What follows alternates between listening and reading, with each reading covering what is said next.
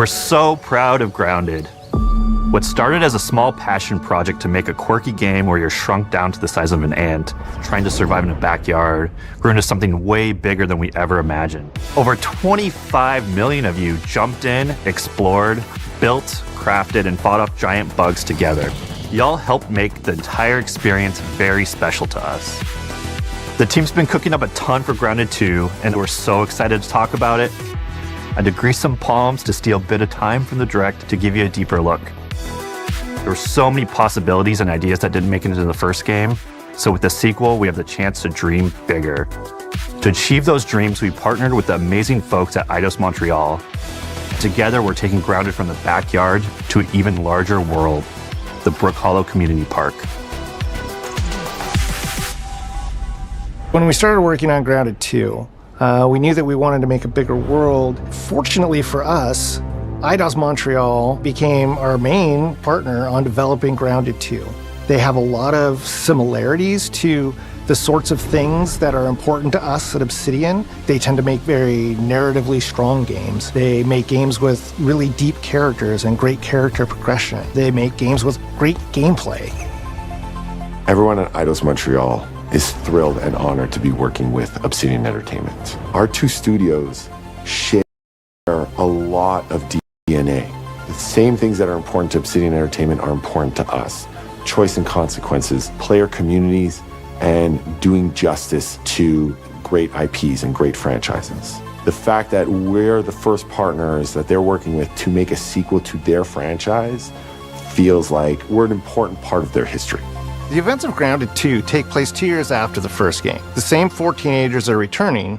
So there's Max, Hoops, Willow, And Pete. They're a couple years older, which means they've gone through a bit more high school, a bit more mature. It's 1992, the world's a little bit different, but we're still in that fun, nostalgic era of the early 1990s. In Grounded 2, we're moving the action out of the backyard and into the Brook Hollow Community Park. Not only is it bigger, it allows us to tell a lot more stories and expand the world of Grounded by exploring what the community of Brook Hollow has been up to and what they've been through. The park overall is about 3 times the size of the backyard, and our initial starting area is actually the same size as the entire backyard from the first Grounded. The reason we wanted to move into a park wasn't just to create a bigger world, but was to give us the opportunity to explore the community of Brook Hollow and what secrets have they been hiding. What we love and what we're excited about in terms of the park is the opportunity to create environments and landmarks that are mundane at normal size, but are colossal wonders when you're the size of an ant. Everything from a giant trash can to a community picnic table or a snack bar. All of these areas come to life in a brand new way. Part of the fun in Grounded 2 is that the park was evacuated really quickly right before our teens were shrunk. And that means that the park has been sort of turned upside down and is in a topsy-turvy state. And that leads to really fun environmental storytelling, but it also leads into the creation of amazing biomes for our characters to explore. One of my favorite examples of this is the ice cream cart. In all of the commotion, the ice cream vendor's cart has been knocked over and its contents have spilled out into the ground. And what this means for our young adventurers is that they'll be able to explore this frozen cave of interesting challenges and colorful Lovecraftian horror. We have one anthill that's actually somebody decided to bury a bunch of toxic stuff in the park. And so there's all these toxic chemicals under the ground. The environment looks very cool and very spooky with all of these sort of chemical pools. And of course, nothing can live down there except for one type of insect, the cockroach. We are oftentimes reinventing environments, and in future updates, you're gonna see a ton of new stuff. You do a lot of fighting against insects of all shapes and sizes, We didn't just want it to look better, we also knew we wanted to add a new layer of strategy.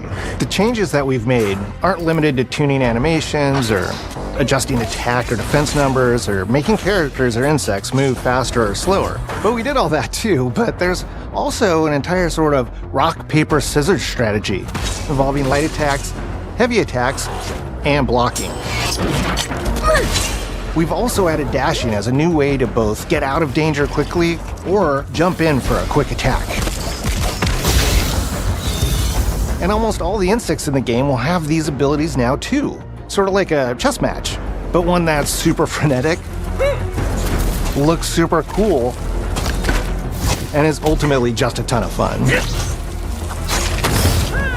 We're leaning into clear playstyles for tanky warriors, low defense, high damage rogues, effect-wielding mages, and ranged hunters. In the first Grounded, we have mutations, and there were weapons and armors that favored different playstyles. In Grounded 2, not only will there be passive mutations, but there will also be active mutations. And a lot of those mutations support these archetypes. My favorite way to play pretty much any game is chasing after those game-breaking builds. And that's why I'm so excited for what we're doing with archetypes in Grounded 2.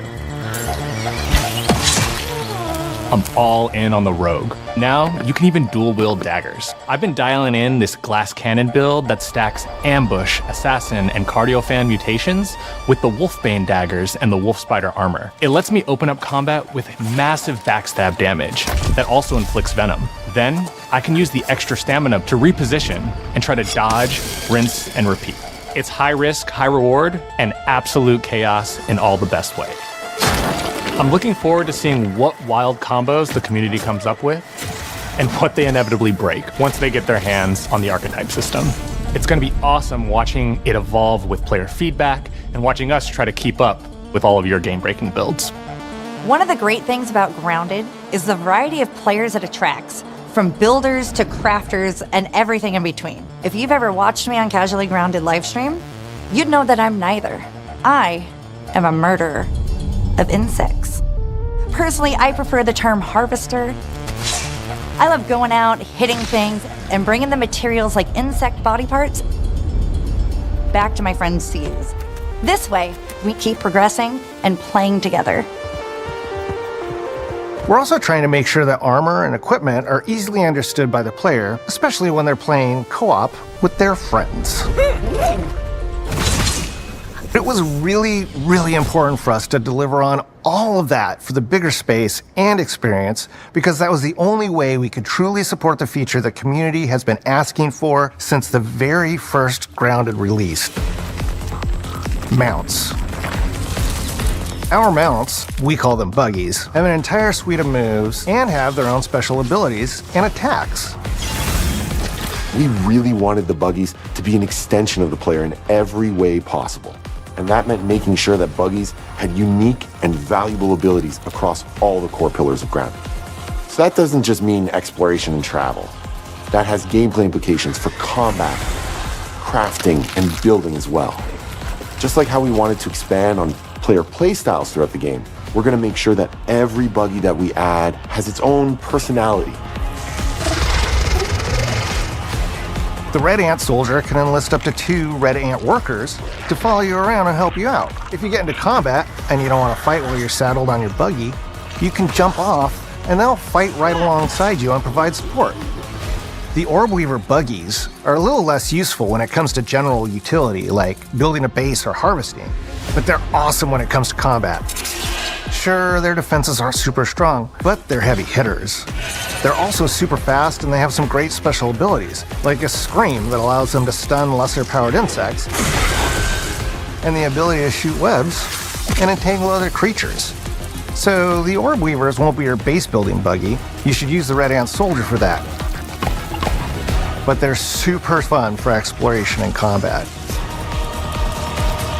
Red Ant Soldiers and Orb Weaver Spiders will be available at game preview launch. There will be others in the future, but those are the 2 we're starting with.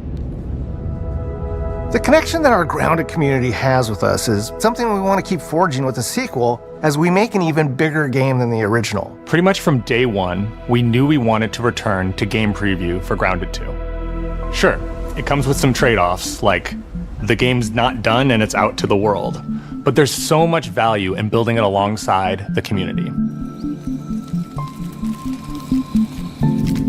Buggies change how you traverse and navigate the park.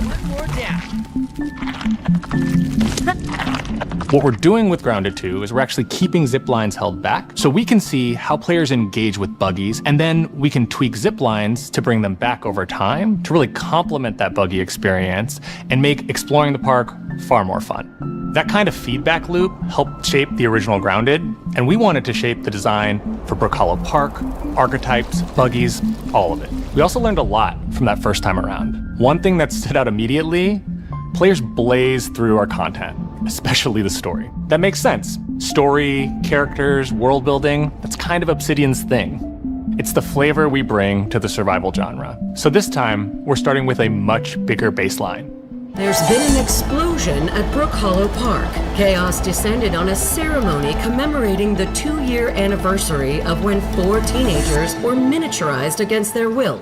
One of our favorite parts of the first game was watching the community uncover clues and spin up theories. This time around, we're leaning even more into that, and we'll be keeping a close eye on what our players discover and how they interpret it. Because you never know what might inspire us as development moves forward. We really started to hit our groove at the end of Grounded 1. We found that being open about what we were planning and then following through was key to building trust with the community. As a small team, we had to experiment with update pacing and scope, and what we found resonated the most with all of you were bigger, beefier updates, even if it took us a little longer to land. So that's the plan. Larger, more complete updates spaced out just enough so we can take your feedback seriously and make every drop count. You can expect in our big updates, new buggies, new biomes, new building pieces, all the good stuff. And we're launching with a public roadmap so everyone knows what to be excited about in the future. All of us at Obsidian Entertainment and IDOS Montreal are super excited about how close we are to letting all of you players get shrunk a second time and explore the all-new park on buggies in Grounded 2. If you're a returning Grounded player, we're really looking forward to you experiencing all the improvements.